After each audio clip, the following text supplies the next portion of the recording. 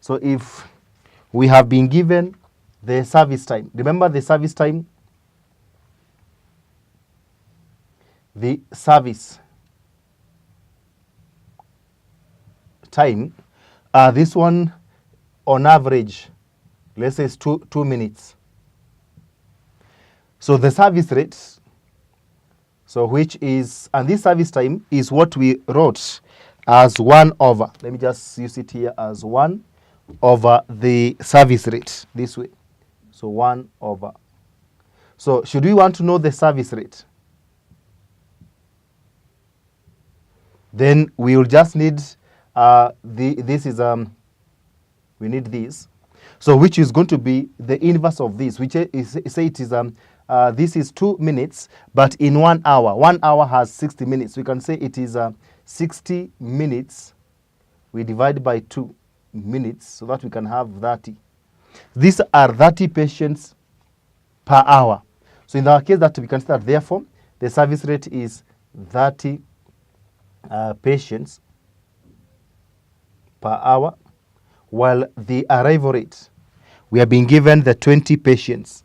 So 20 patients per hour. Now, this being the case, we just want now to use all those formulas and we answer this case. So let's start with the number 1. Number 1 here, we have been we require average waiting time in the system. So the waiting time in the system, which is WS, is going to be 1 divided by the service rate minus arrival rate. This is going to be 1 divided by 30 minus 20, which is actually 1 over 10, and this is 0.1 hour, or we can say it is 6 minutes. Why? Should I take that 0.1 hour, I multiply by 60 minutes, which make an hour, then that will give me 6 minutes. So the average waiting time in the system, whether you are being served or waiting, you are going to spend a whole of 6 minutes or 0.1 in the facility. Then when you come to the waiting time in the queue, then remember the formula, which is what I've indicated here. The formula, which is the arrival divided by service multiplied by the difference between service and arrival. Then this now will give us, so arrival is 6, not 6 but 20. Arrival is 20. 20, you divide by 30 in bracket 30 minus 20. So this, of course, will give us 20 divided by 300, because this will be 10 multiplied by 30, which will be 300. So 20 over 300, this will be 20 divided by 300. This will be 0.067, which actually in proportion is like saying 1 over 15. So this is 1 over 15, which you have said is like a 0.07 hours on average. Should you multiply this one by 60 minutes, this is actually 4. This is 4 minutes. That in the queue, maybe at the waiting lounge, you're going to spend 4 minutes in the queue. But when you get to the facility to be offered a service or for consultation, you take 2 minutes. And indeed, it's very true. It's very true that the difference between 6 and 4 is 2 minutes, which is what we are told, that Dr. Rosemary spends 2 minutes with a patient for consultation. So that is very, very true, and it is evidence there. Then average customers in the system. How many customers do you expect in this system? So in our case, as look at what we did here, so these were workings. I just want to use the main formula I gave. So which is actually the service rate, arrival rate divided by the difference of the service and arrival. So this is going to give us, this is 20 divided by 30 minus 20. and this one will be 20 over 10. 20 over 10 means 2 patients. So we expect to find 2 patients every time when you come to the system. In the whole system, we expect to find 2 patients. And this whole system means the 2 patients, one must be with Dr. Rosemary getting the service, or either being or consulting. There's another one at the service launch, and that is the position. Then when it comes to the average customers in the queue, which I gave all these, so we can just use this one, our normal formula, which is the arrival rate squared divided by the difference of the arrival and service times the service, which is going to be 20 squared, you divide by 30, in bracket 30 minus 20, which of course this will give us the 400, you divide by the 300. So this is 400 divided by 300, which will give us 4 over 3.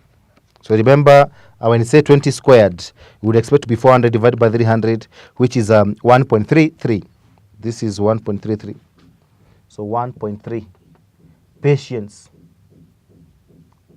Now, of course, the truth of the matter is that those people who will be at the waiting lounge is only one person.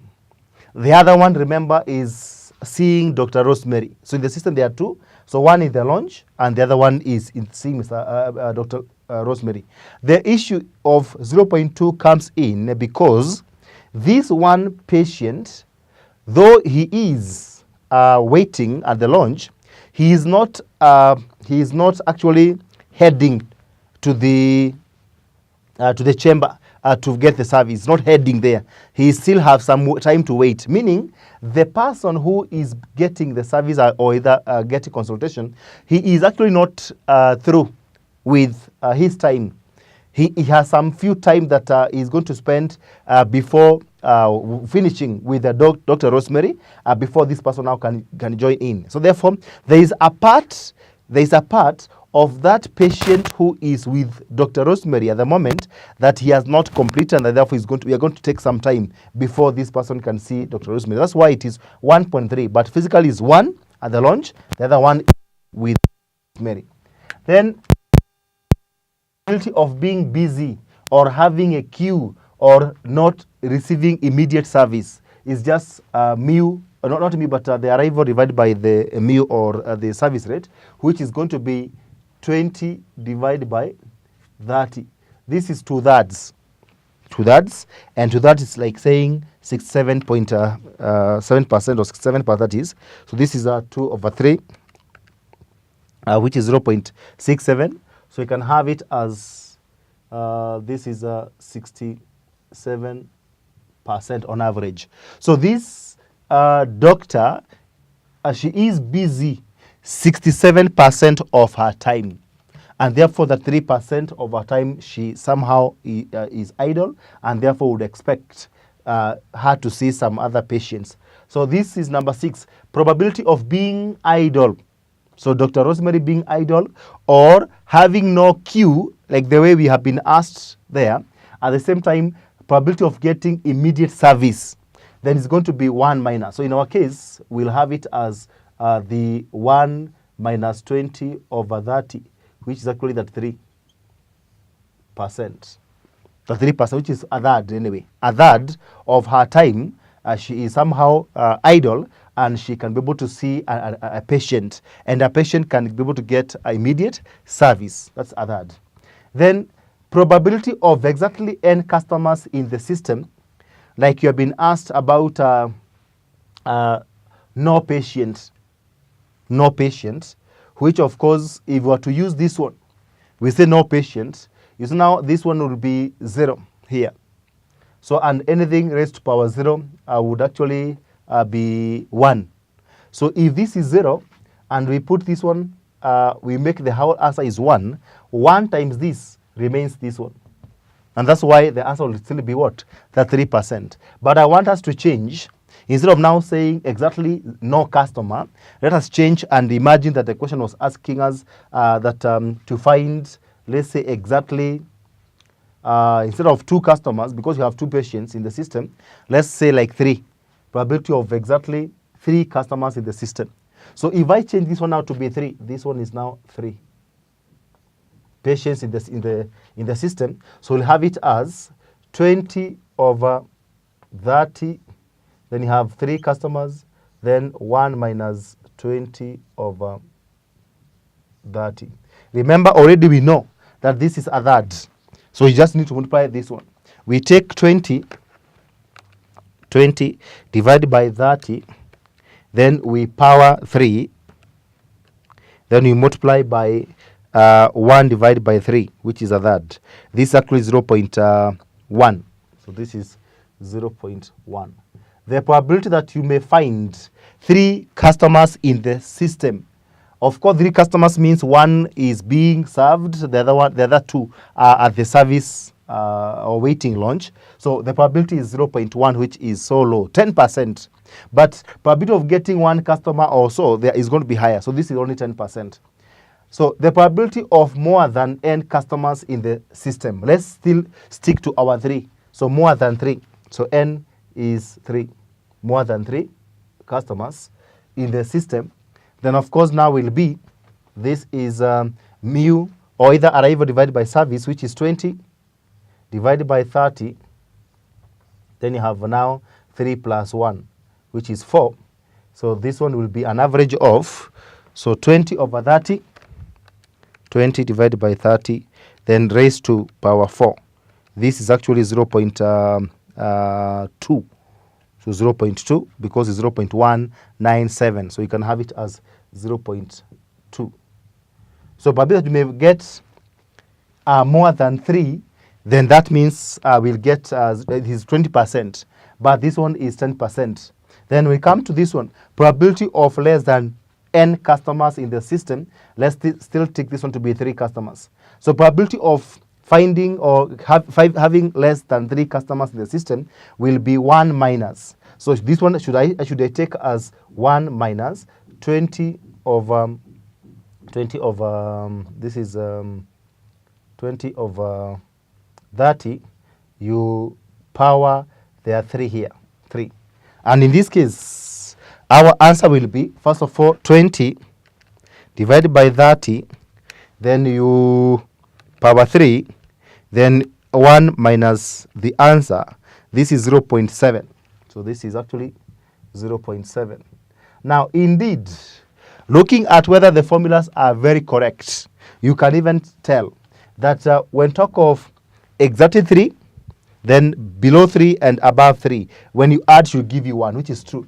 0.1, 0.3, and 0.2, sorry, and 0.7. All this coming to 100%. So the formulas are very, very correct. And therefore, for this question, the probability that you may find more than 3 customers, automatically you'll get this one, 20%. Exactly 3 is 1%, 0.1, or which is 10%. And actually, less than 3 is the 70%. So there is a very high chance that if you want to know whether you should go for consultation and you have no problem being the third one, being the third patient in that hospital, so you are in that clinic. So you may look at this probability that if yours 70% is so high, then of course you'll go. You'll go there and say that I'll find less than 3 and therefore I'll be the third one, assuming. So therefore there's 70% chance, and that's how a customer can use this probability to know whether he should go for the service or not.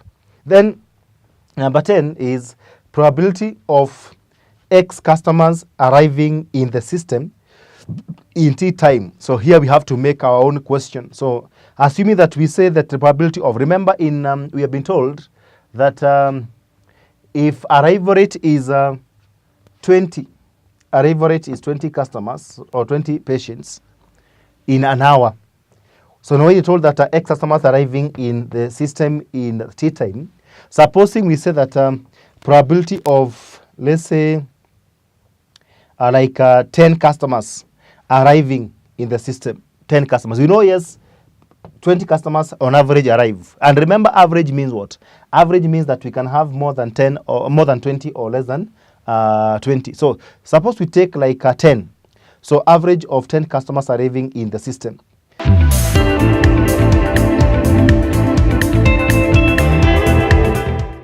Thank you for watching this video. Don't forget to get yourself a copy of our professionally prepared study text and revision partners.